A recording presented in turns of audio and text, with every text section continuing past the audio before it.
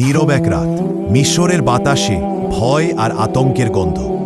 ফেরাউন ঘোষণা দিয়েছে, ইসরায়েলীয়দের ঘরে জন্ম নেওয়া প্রতিটি ছেলে শিশুকে হত্যা করা হবে। এই ভয়াবহ সময়ে জন্ম নিলেন এক আলো ভরা শিশু, মূসা আলাইহিস সালাম। শিশুটিকে দেখে তার মা কাঁদলেন, আমি কিভাবে তাকে রক্ষা করব?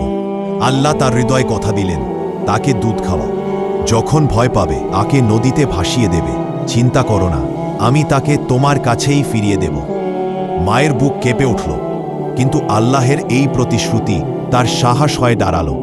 পরদিন নীল নদীর তীরে দাঁড়িয়ে তিনি কাপা হাতে তৈরি করা একটি ছোট কাঠের বাক্সে শিশুটিকে শুইয়ে দিলেন।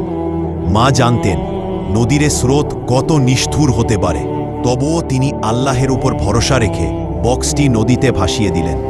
শিশুটির বড় বোন মারিয়াম দূর থেকে অনুসরণ করতে লাগল। বক্সটি কোথায় যায়? বক্সটি গিয়ে ঠেকল ফেরাউনের প্রাসাদের কাছে।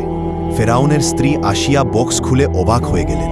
চাঁদের মতো মুখ, চোখে আলো, সেই শিশু মূসা। তিনি মুগ্ধ হয়ে বললেন, এই শিশুকে আমি দত্তক নেব। কিন্তু শিশু মূসা কারো দুধই খেতে চাইছিল না।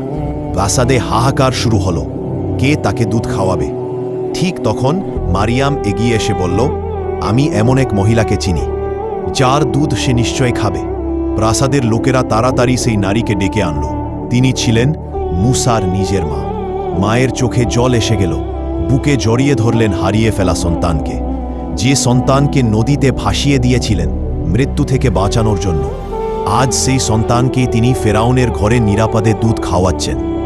আল্লাহ তার প্রতিশ্রুতি পূরণ করলেন, আমি তাকে তোমার কাছেই ফিরিয়ে দেব।